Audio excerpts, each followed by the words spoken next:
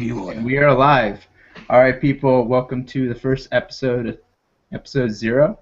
I guess that's the title. And we're going to start off with some introductions. So people pipe up whichever order you'd like. Want to give your name, where we can find you on the internet, and what your favorite superhero is. So go. Yo, my name is Antonio. I'm just a up-and-coming artist. I really don't know what I'm doing right now, but yo, my epic hero is Mega Man. Always has been, man. Grew up with that. Mega Man's a superhero? Yeah. Well, there's not a lot of 8-bit superheroes. I mean, He said favorite superhero, bro. Not 8-bit, wow, bro. I heard 8-bit superhero. Wow, okay. Well, I mean, whatever you like. If you like Mega Man that much, it's fine. Yo, yeah, it's still Mega Man. Mega Man all day, baby. Who's next? Going up. That'd be me. You can call me Jay, or you can call me One Hero. You can find me on Facebook or DeviantArt, or you can just go to Infinite the Journey's website, which is my up-and-coming webcomic, and manga inspired as well. My favorite superhero, obviously by my profile picture, would be KO. No, I'm just joking. It's Superman.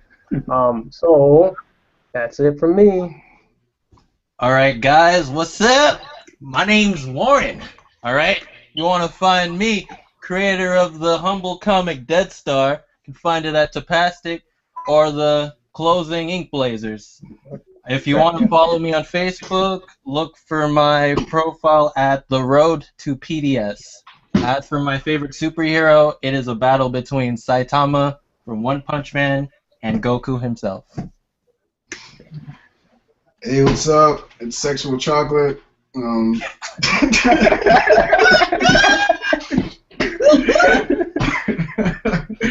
Okay, I'm just playing. No, my name is Cameron Knight. Up-and-coming webcomic creator. Currently working on my first series, Base. You can find me on Facebook, Instagram, DeviantArt. And my favorite superhero. Wow, that's gonna be kind of hard. Shaft. That's cool. Yeah, let's go with Shaft, man. Because he's just a man. And always cares for his woman. Shaft. Let's go with that. My name is Mike Tony. Currently working on a bunch of different projects right now. You can find me on Instagram. My Instagram handle is Mike Tony Design. My favorite superhero is not necessarily super, but I'm gonna rock with Kaneda because I'm off of his OG. So yeah, that's it. All right. We got 2 more people, right? Yeah. Hey guys, my name is Justin. You can probably find me on Instagram as John_Corman. Am I too loud? Nope, you're fine. Well, fine. Alright, that's about it. Oh yeah, my favorite superhero is Batman. There we go. Cool. And this is the wonderful Leonardo Massip. He is the creator of Islanders and many upcoming series. His favorite Hey yo, man, I could do my own stuff. I'm Cuban, okay? His favorite superhero is Risu because he's a god. All right, No man. My favorite guy is Hulk Hogan. That man is unreal, okay? He does leg drops and all that stuff. And I got the AK for those who want to talk shit about Islanders, okay? All right, I'm out. Okay. Yo, Jay's the best and does the best impressions. Yes. Killing him. And last but not least, I am your host for tonight, Shingo Amito. You can find me pretty much everywhere on the internet. And my favorite superhero is definitely Spider-Man. I thought it was Aladdin. Shots fired. We'll ignore that voice and continue on. Oh my God, the cloud is clearing. It's Moses. So I guess we should start with our first topic for today. Deception. Which is, excuse me? Disgrace? Disgrace? What are you talking about? Yes. I'm going to the first topic, Okay. which is theme of the story. And if someone wants to explain what theme of the story is, I'd appreciate that greatly. Jay? Yeah. Jay. Hey, that was your topic, man. Absolutely. Theme of the story. A lot of people start out writing their own stories and not realizing the message that they want to transfer over to their readers, to their audience. it's kind of similar. If you don't understand what the theme is or the message that you're trying to get across, it's something that's going to reoccur through a story, through the obstacles and events that you have happened. So that means they have to happen for a reason. It's similar to saying the Kamehameha of your story or the Rasengan. It's a recurring thing that comes back up in certain situations when it needs to depict a certain meaning. Um, uh, and that's pretty much the message behind it, if you will, but the moral of it as well. So if it's something about good versus evil, if it's about man versus environment, if it's about man versus woman, if it's about black versus white, if it's about racism, if it's about um, political indifferences, it could be many of things. There are so many different themes in the world that you could use. But of course, the more relatable, the better it is for the audience, depending on what you do, from slice of life to action to fantasy and adventure. But that's pretty much it. I'm getting a little long-winded, so apologize for that. And I love Jamaica. So let's try and expand upon that. How would you go about deciding a theme? Like, what are some strategies? Well, I think it depends on what overall inspires you in life. It could be a life experience. It could be what really drives you to even do that story in the first place. What drives you to do art in the first place? Like for example, oh, I love the underdog. I want something that has a recurring thing of the underdog. Like for example, Part A of Naruto before Shippuden. The way how they had Naruto as the all-time underdog, hated by everyone in the village, weakest in his class. Then that overall theme was Naruto's the underdog. He wants to be better. He wants to get acknowledgement. So how would you go across getting a theme? What do you want to tell your reader, first of all? Just ask yourself that. Who else wants to take the baton? Actually, I have a question to ask regarding that. So, do you think a story can work if there's no central message? No. All right, and why? Could you explain that? Could you explain why you think that's the case? I think it's just kind of like that character, whoever you're writing about, is just going to be kind of going wrong like aimlessly. It's just going from one different situation to the other without any type of like kind of current storyline. It's just kind of be like going from one place to another, not really explaining like what's really going on. It's just like, oh, okay, this happened, this altercation, this fight. Oh, okay, I'm gonna jump to another fight. I'm gonna jump to another fight. I'm gonna jump to another fight. One Piece without Luffy. Exactly. Okay, good point. What is One Piece without Luffy? I mean, we see it though. We see some stories that gain certain traction, even though the recurring theme isn't necessarily there. But I feel like in order to make your manga or your comic book important and really relatable, is to really have a draw. Is to really have something that connects with people and that has some sort of a meaning. Anything that I used to do in my old business that I had, it was all about making something with substance. So any person that really bought into my brand, they were like, man, I like this because of the ideals that this person portrays. I like this because of what this person is kind of talking about. Any of the great mangas or comic books that we like have a really strong central theme. You know what I'm saying? Centered around something before we even got into manga. So I think you can come up with a story that has cool fights. The person's just basically jumping from fight to fight or whatever, and you may like going and checking it out, but I think the thing that will keep you coming back, or the thing that will help you get the feels, is when the theme is correct, man. I don't think there's anything like that. Okay, so Yo, can I add my 2 cents to that, man? yeah, sure, no problem. I think the theme is really important for the fact that a theme could be more than just a theme. A theme could be a question. A theme could be like just something make you think, or a message that you wanna give out, or a lesson. I mean, if you talk and you have nothing to say, or you have nothing like relevant to say, who's actually gonna listen to you? In the end, you're just gonna end up babbling, and that's the same thing And if you're in a manga, if you have nothing to say, in a manga or any theme, you're just gonna spin in circles, just babble along, and no one's gonna like want to listen to you, or basically get bored in the end because you have nothing to say. I think That's that's what is important for a theme. So then, how would you explain phenomena such as bleach? Well, um. well, you see, boys. I think there was a theme at first. Do you? Kind of. But then why is its popularity still up there that it's involved in the top rankings for Shonen Jump? Well, not even the top rankings, just it's still in Shonen Jump to begin with. Do you feel it's kind of like an OG method? Like it's just been around for so long that people just they're always gonna check it just for the fact that it's Bleach. Well, we can do this in a mathematical order. We can break it down, all right?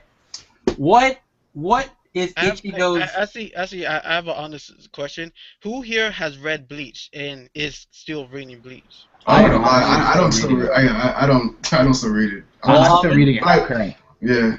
I guess for a long I know what's going on, but I don't, like constantly like look up and update myself on it.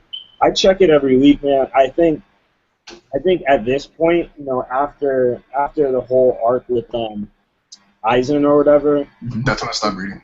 Yeah. I think after that, like, I'm just checking it to see how this dude is gonna fucking end it.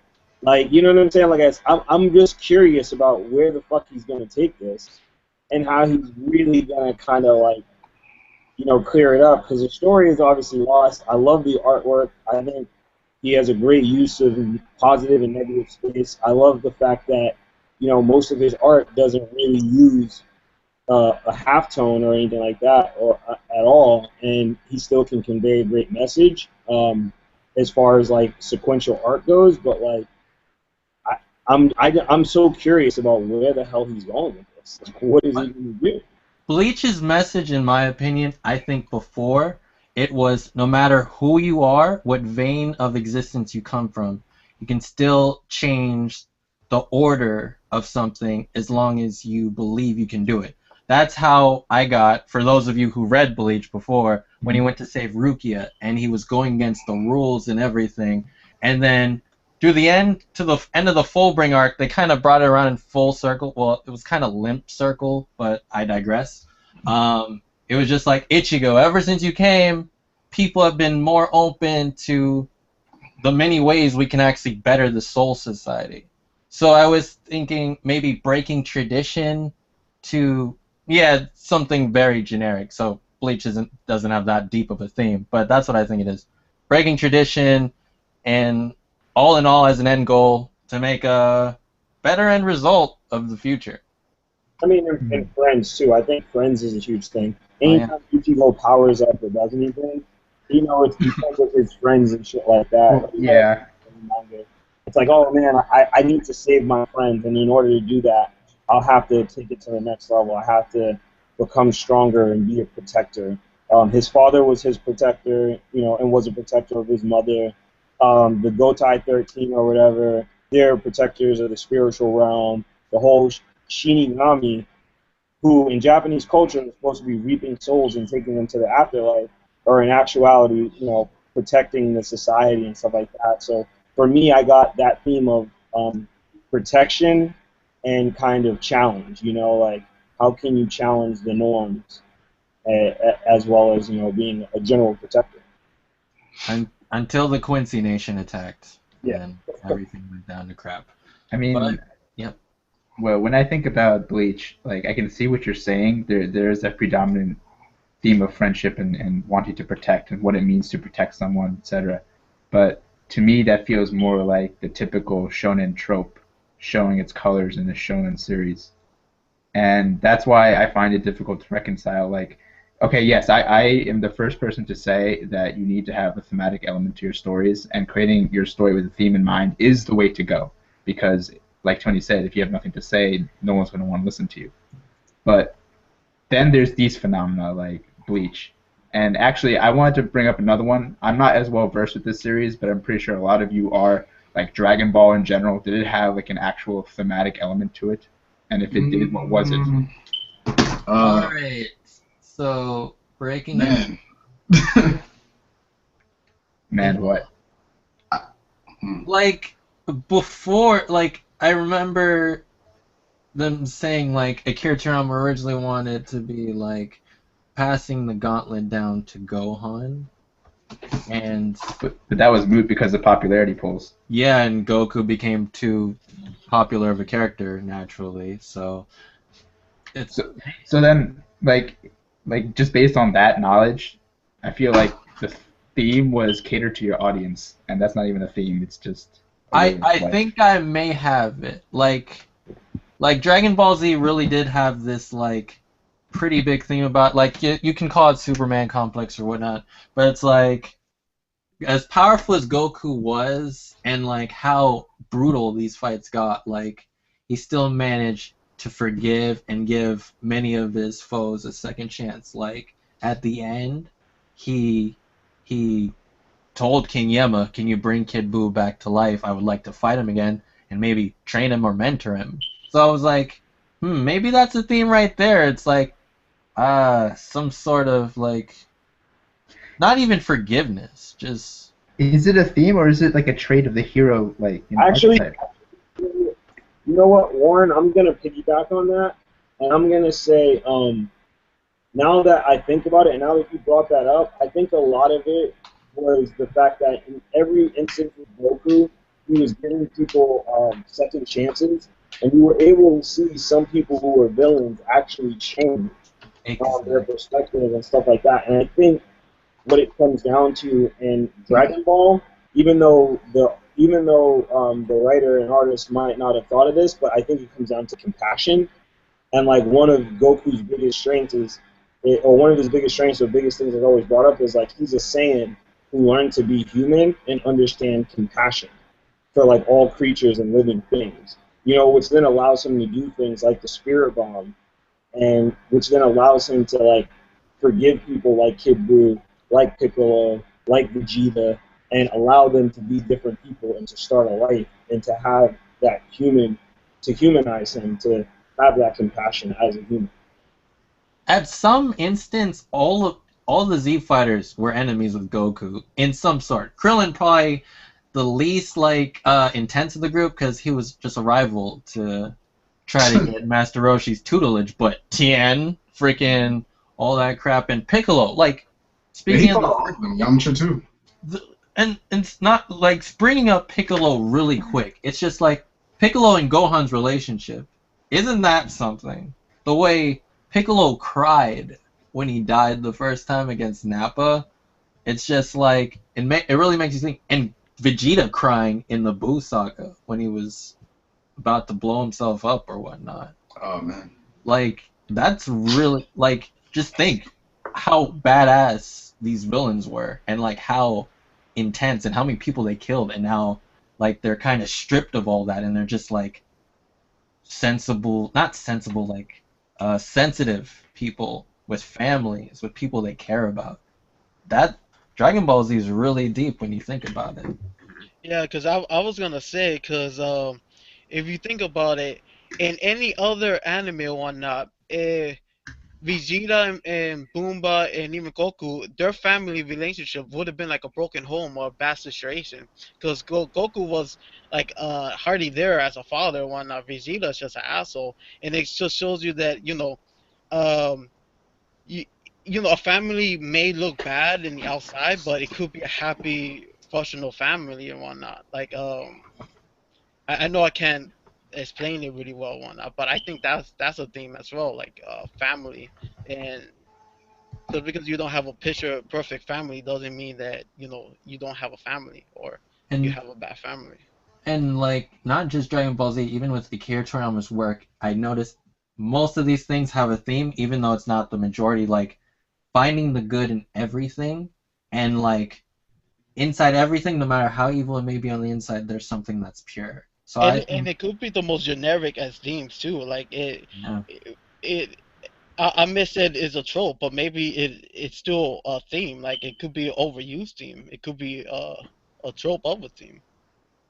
Yeah, I think. I mean, but do you think that the artist himself, um, Thought of this. do you think he thought of this, or did it happen Yes. organically?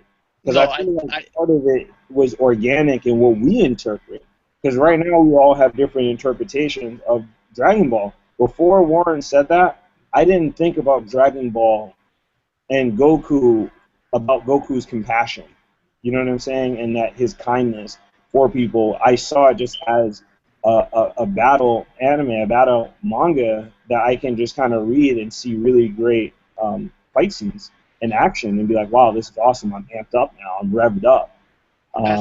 Actually, I do believe he thought about it because a lot of stuff reminds me of Buddha and their religion and whatnot. Like a lot of it stems from that, and I see Buddha's teachings in all in Dragon Balls. So yes, I believe that he had that in mind. That's a good point. Mm-hmm. So, Amit, do you have any more examples? Because we could talk about Dragon Ball Z till the cows come home. Unless Yeah, anyone and- else has any. No, those are the big ones because they're popular, but their themes aren't like glaring in your face. And generally, when it comes to a thematic work, you know what the theme is without much discussion because the author makes it apparent to you. So I just wanted to discuss those two because they were the first two that came to mind. Does anyone else have any type of thing or story that kind of fits that mold where it's really popular, but at the same time the theme doesn't seem readily apparent? But I don't. I wanted to say Bleach that I haven't read the manga, but I know the anime. Every season has a theme to it. But is that the theme of the work? I mean, there's a difference between the seasonal theme and then the overall theme. Is there a difference? I think there is. Yeah, I think so. yeah, You have two types of plot. You have like the subplots, which are like the arcs, and then the relationships, and you have the overall overarching plot. Exactly. Yeah, I think an overall working plot, I think that is the shit that, for me, is what will make me a fanatic about a story. Not even just an anime or a comic book or a manga or whatever. If there is a fucking overarching theme, I can see it developing and stuff like that, that's when I'm fucking in love with the story. Because that shows me that the creator is being conscious of that. He's being conscious of his reader and saying, hey, like, this story is much deeper than, you know what I'm saying? It's much deeper than what you're seeing in this one chapter. And to something that Amit put up earlier, his review of a manga, one of the things he talked about is, it was 9 chapters, and there wasn't really an overarching theme or story that really kept him feeling like, man, I'm really engaged in this, It was just a lot of sequential things that just started to kind of happen, but you didn't really feel the love, that should have been love. And then a side note to Justin is I like this stance, man, that you're doing and this artwork over here. Right where that arm is, if you could put like a rib and a little bit of a body, it kind of seems like that's where his lateral muscle would be. I really like that stance. It's a very powerful heroic stance. I was Thanks. actually. I was thinking what Ahmed said. What's the theme of Bobo Bobo? That's a good point. What is the theme of that? I think that's purposely meant to be a miscellaneous, kind of random, just crazy show. Which like think about it. Like that's why things like Adventure Time, regular show, those shows are so popular right now because there's no theme. No, Adventure Time actually has a lot of deep. I'm going to have to stop you there. All right. Okay, go on. Okay, I'm saying with Adventure. Okay, Adventure Time maybe not so much. I did see an episode where he's trying to find it. Like it was his father or something, or his dad or his mom, or like where he came from because he's the only, I guess, really only one. Are there any strong female characters in that with different personalities or no? Huh? Are there any strong female characters in that with different personalities or no? Other than there was a princess in Marceline, hello? Oh yeah, hey Marceline, yeah, that's I forgot Flame about her. Princess? Oh, he has no side chick, his side chick? That's his Kelly right there, boy. Mm-hmm. Yo, saying that, what makes a good female character? Like, how people design a good female character? What makes a good female character, boys? What female just makes you just get up at night and want to watch it? Okay, I think Do you first... guys mean as in female character in personality or in design? I would say titty. Personality. Okay. No. I actually would like to ask, like, what is everybody's, if you could pick your favorite female character from any comic, show, anime, whatever. Like, what would it be? One. Don't do this to me, please. I'm making you. Strong ones like Well, Mikasa. hey, I'm I'm gonna making. I'm making you I, choose. I'm gonna kill the name of the anime, but Mobito, the female in that, Moribito. Moribito. Moribito. Yeah. Oh, freak. Yeah, Ryuko from Kill la Kill. Like, come Oh, on. my baby. Yeah, that's me right there. All day. No way. I'm gonna have to throw out two chicks. I'm gonna have to say Azumi Curtis, who's OG triple OG, Oh. from Full Metal Alchemist. Mhm. Then I'm gonna have to say Lieutenant Brigadier General Armstrong Yes. from Full Metal Alchemist as well. Excellent Yeah. choices. They just fuck shit up, man. Yes, they do. Don't do this to me, man. I'm gonna alienate most of you, and I'm just gonna say Sally Acorn. I actually got that. You upset. SpongeBob Alright. reference, right? Or am I What? completely off? Is that a SpongeBob reference? Wait, where's Sally Acorn? It's from Sonic. It's from. Okay, I was completely off. Goodbye. no one knows. you thought he meant Sandy? Yeah. Actually, guys, Little names. Princess Mononoke, right there. You mean San? That's a good one, yo. That is a good one. Yeah, she is a strong character. Yo. And what's cool about some of these strong female characters is that they're still girly in the typical sense, but they also have something else about them that exudes like strength or a persona of strength, and I like that in a female character. I think a good way to go about this conversation is what makes a female character bad in the first place. In that way, we can actually correct it. Well, I Like, mean, people are always saying, like, is there too much fan service, or they're just there as the pinup girl, they're dumb, they're weak. Well, If you Alright, look at so if you look at a female character as a female character, then that creator has already failed you. They should be looked at as a character and nothing more. Oh my God, Jay, you are so awesome for pointing that out. I mean, you know who's a really good female character writer? Android 18. Two people. Fucking Neil Gaiman is one, and Joss Whedon actually is a really good female writer. He was asked a question that was like, someone goes, "Why do you feel the need to kind of write these strong female character roles and everything else like that?" And he was like, because you keep asking me that question. The fact that that's even a question that a female character can be considered strong or adventurous or whatever, it seems to be lacking in so many different stories. And so for him, he's like, I seek to change that because there are so many different types of women, and all of those different spectrums need to be seen, in order to make a really compelling story.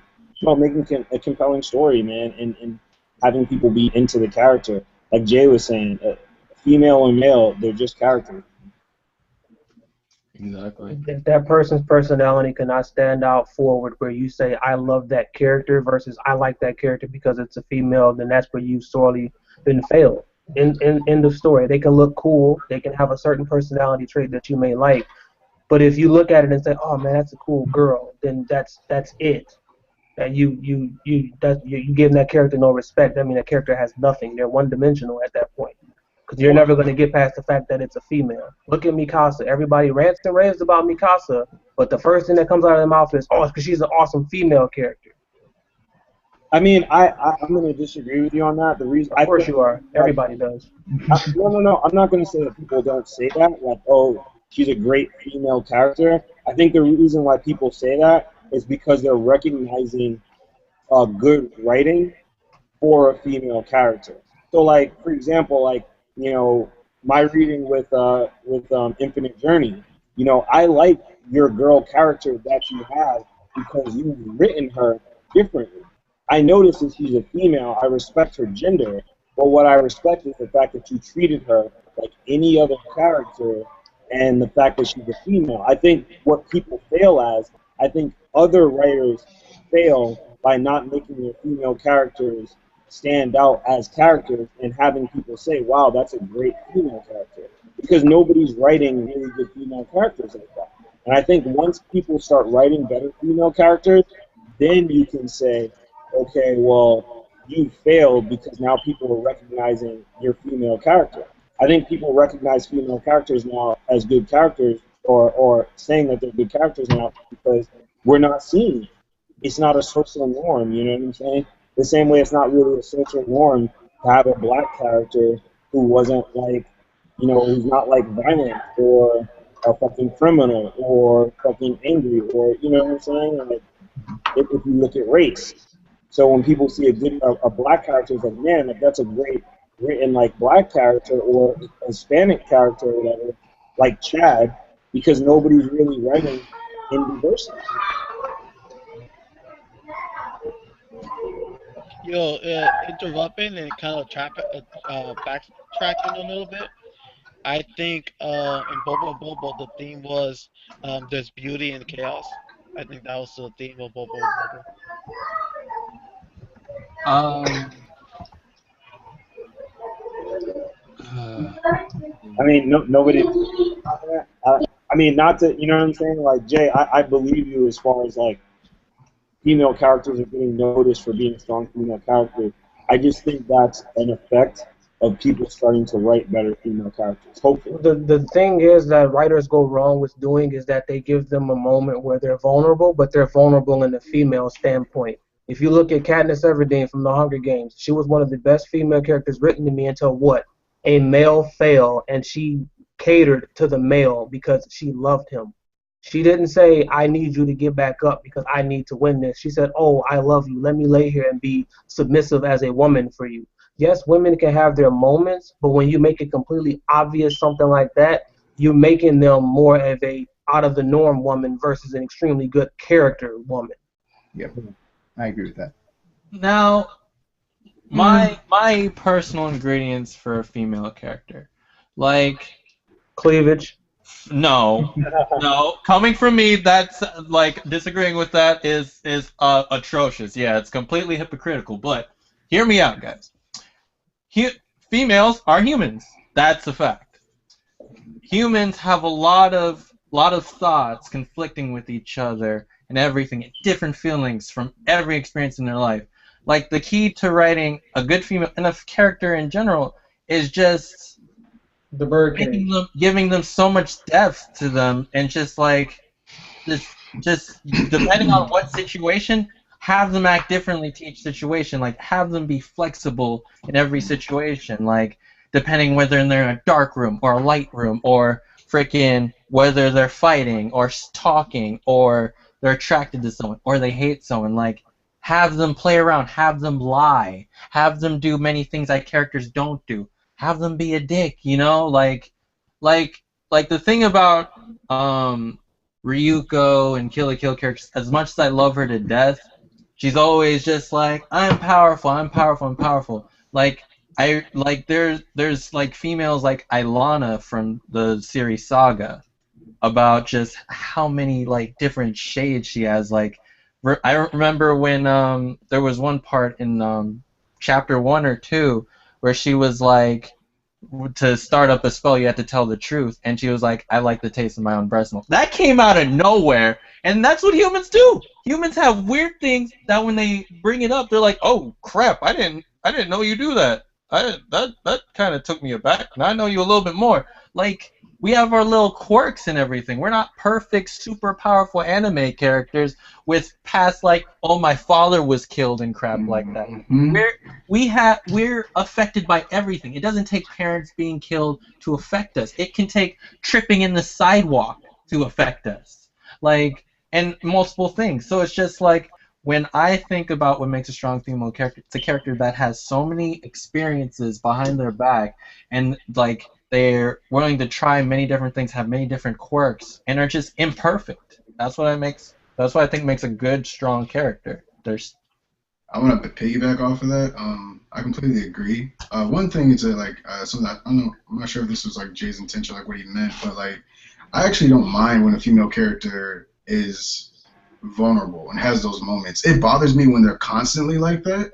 Yeah, because then it's just like freaking whiny, like, shut up, go somewhere. But I don't really, exactly. I was about to say it, but I mean, I'm gonna call her out now. I don't feel like it. But I think that, like Warren said, that they need to have shades, because at the end of the day, it's like, all right, yeah, I want you to be powerful, I want you to be the strong, freaking dope behind chick, but like, I don't want you to be like that 24/7, because eventually I'm like, yo, you're a freaking dude. you're not a female no more to me. Like, show that shade of, okay, you're strong, you're awesome, you're all that. That's great, but you still, I think, as a female character, they still need to have those moments where they are a woman. They are vulnerable. That's just who they are, is like, with our makeup. Because yeah, we're not always gonna, like Warren says, like, it doesn't take, our parents dying or whatever. Like, a lot of the times they kind of going back to the theme that we were talking about.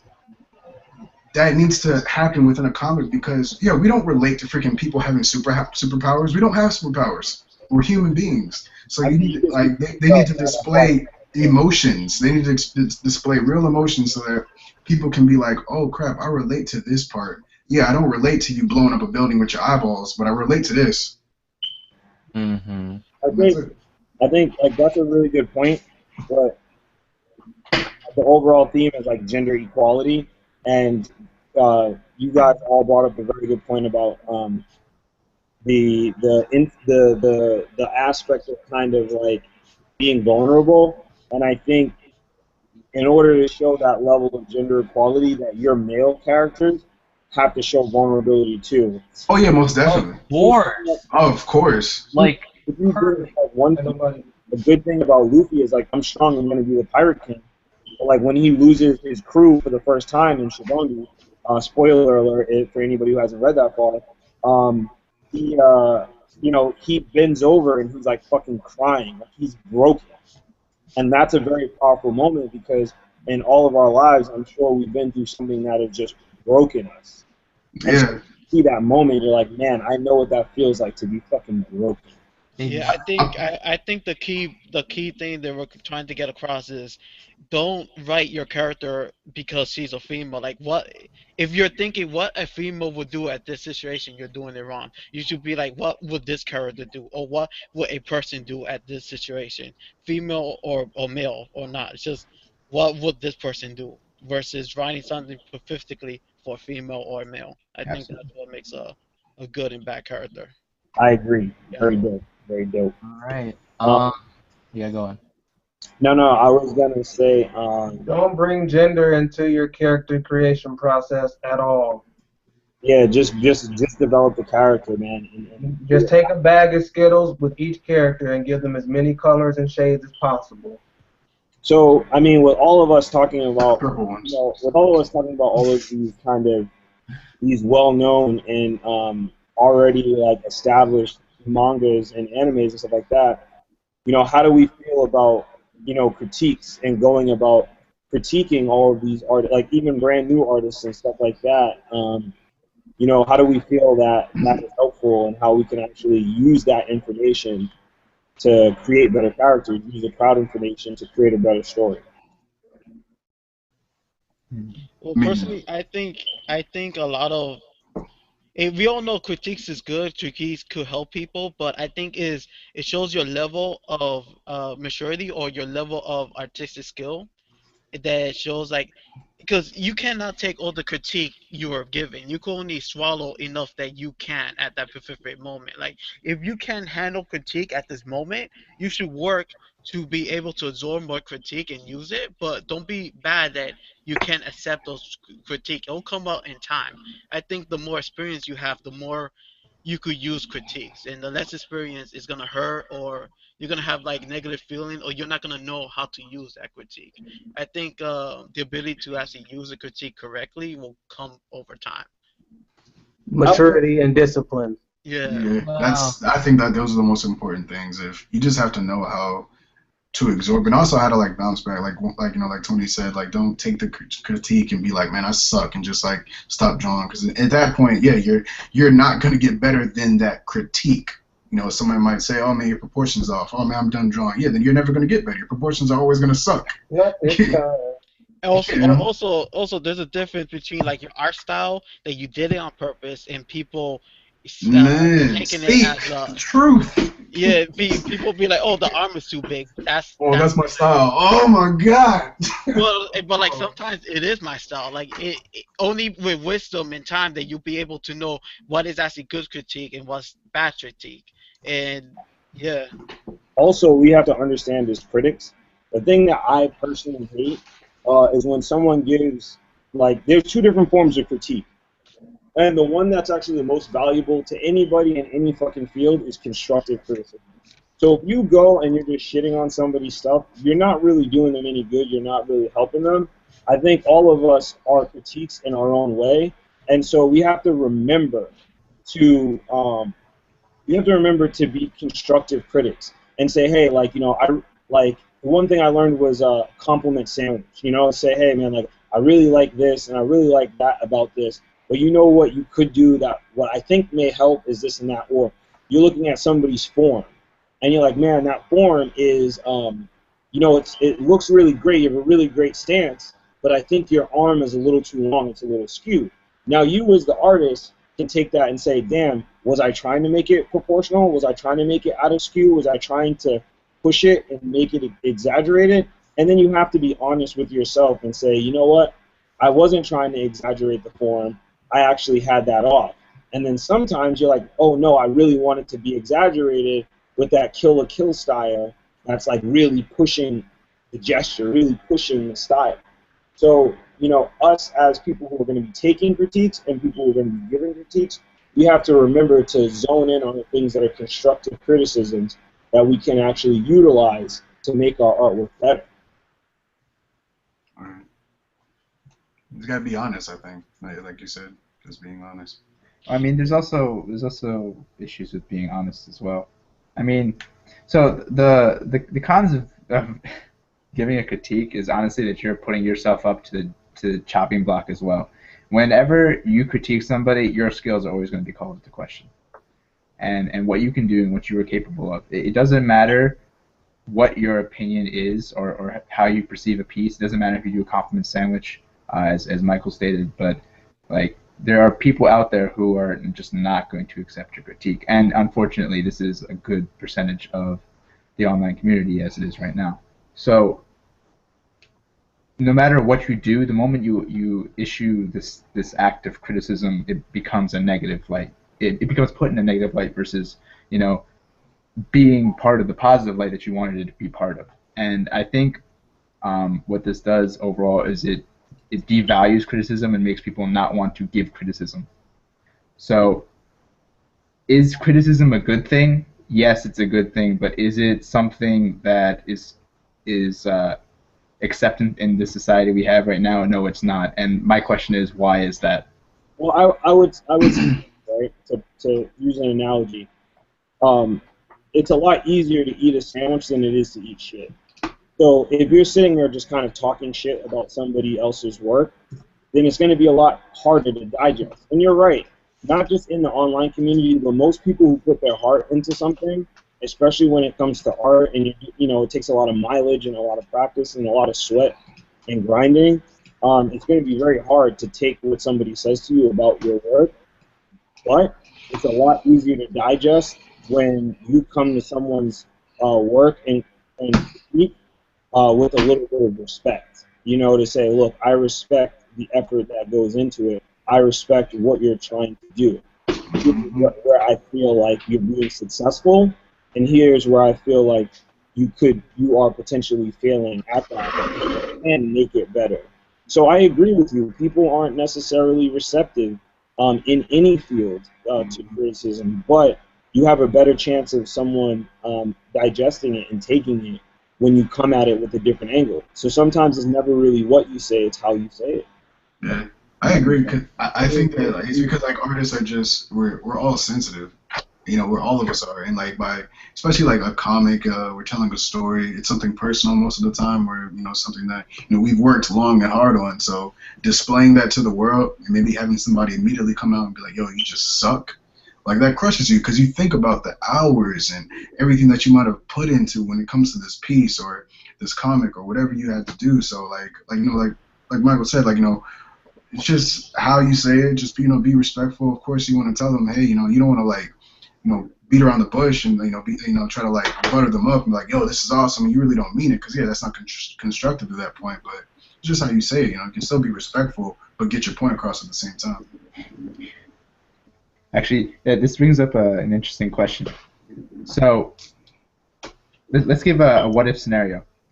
Say you are browsing around on your favorite art site of choice, and you find a piece from this up-and-coming new artist, and it is terrible. Like the arms are completely disproportionate. There's breasts on this figure that are like up to the chin, and there's facial proportions where the eyes are actually on different levels, and the nose is a little bit crooked.